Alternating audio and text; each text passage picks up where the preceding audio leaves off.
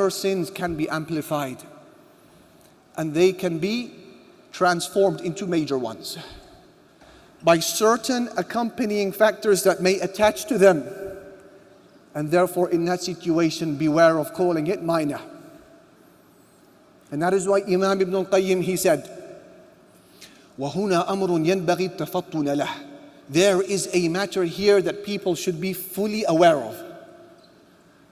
أَنَّ الْكَبِيرَةَ قَدْ يَقْتَرِنُ بِهَا مِنَ الْخَوْفِ وَالْحَيَاءِ وَالْإِسْتِعْظَامِ لَهَا مَا يُلْحِقُهَا بِالصَّغَائِرِ.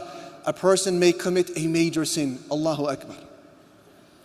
But then the doer of that sin has certain other features, factors in his heart like fear, shyness, and regret, and seeing the sin as huge, which then decreases the size of that sin until it becomes a minor one.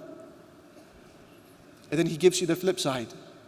He said, similarly, that person may commit a minor sin, but he does it in a state of fearlessness of Allah, and lack of shyness of Allah, and boldness and carelessness, which then ends up magnifying this minor sin till it becomes a major. In fact, it becomes the worst of them all.